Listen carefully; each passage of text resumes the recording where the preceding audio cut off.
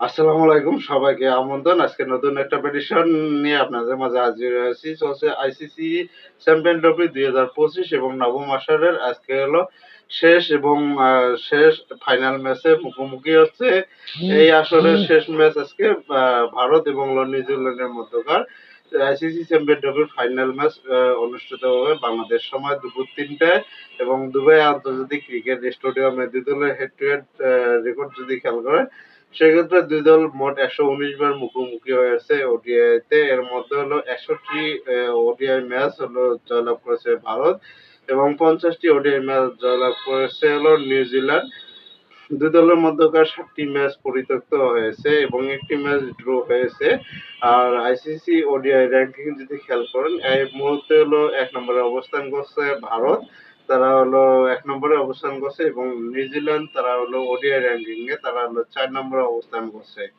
দুই দলের মধ্যকার যেহেতু আজকে হলো আইসিসি চ্যাম্পিয়ন ট্রফি 2025 এর শেষ শেষ ম্যাচ এবং হলো ফাইনাল ম্যাচ অনুষ্ঠিত হচ্ছে, সেই ম্যাচের পরিসংখ্যানে আপনারা কাকে কত পার্সেন্ট এগিয়ে রাখবেন সেটা দেখার বিষয়। দুবাই আন্তর্জাতিক ক্রিকেট স্টেডিয়ামে মূলত হলো লো স্কোরিং ম্যাচ হয়, যেখানে হলো স্পিনার এবং পেসার দুইজনে হলো ভালো সুবিধা পায়। আর ব্যাটসম্যানদের জন্য একটু চাপ হয়ে যায় রান করার ক্ষেত্রে।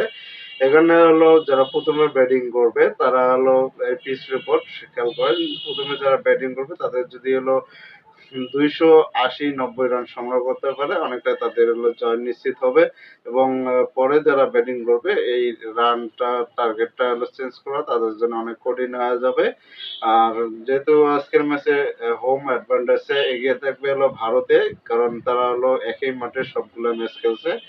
আর নিউজিল্যান্ড হলো একেক সময় হলো পাকিস্তান, আর একেক সময় হলো এই দুবাই আন্তর্জাতিক ক্রিকেট স্টেডিয়ামে তারা হলো দৌড়ের উপর আছে আরকি। আর ভারত দল তারা হলো কোনো ভ্রমণ করা লাগছে না। তারা একই মাঠে সব ম্যাচ খেলছে। তার কন্ডিশন সবকিছুই তাদের ফেভারে থাকবে। সেক্ষেত্রে হলো আজকের ম্যাচে আমি ভারতকে এগিয়ে রাখছি ৭০% এবং হলো নিউজিল্যান্ড দল তাদেরকে হলো ৩০% এগিয়ে রাখছি। আপনারা কাকে কত পার্সেন্ট এগিয়ে রাখছেন অবশ্যই কমেন্ট করে জানাবেন।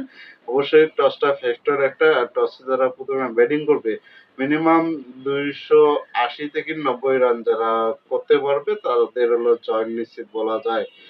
আর শুভ সংবাদ আছে, সেটা হলো বিরাট কোহলি এবং রোহিত শর্মা তারা হলো এই চ্যাম্পিয়ন্স ট্রফি আজকে ফাইনাল খেলার পর হয়তো বা তারা হলো ওডিআই থেকে অবসর নেবেন।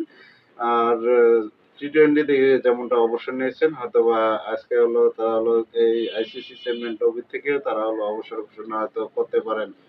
তবে হার্দিক পান্ডিয়ার একটু ইনজুরির সমস্যা রয়েছে। তবে নিউজিল্যান্ডও ভালো এই টুর্নামেন্টে বেশ ভালোভাবে পারফর্ম করেছে। যদিও হলো গ্রুপ পর্বের ম্যাচে তারা হলো নিউজিল্যান্ড এবং হলো ভারত মুখোমুখি হয়েছে। সে ম্যাচে হলো নিউজিল্যান্ড ভারতের কাছে ৪৪ রানে হেরে যায়। হয়তোবা আজকে হলো ভারতকে হারিয়ে তারা হলো প্রতিশোধ দিতে পারে।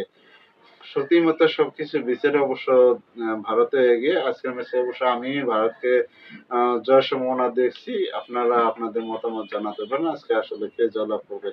ধন্যবাদ সবাইকে, ভালো থাকবেন, সুস্থ থাকবেন। আল্লাহ হাফেজ। আর ফাইনাল ম্যাচ অনেক উত্তাপ থাকবে, অবশ্যই উপভোগ করবেন।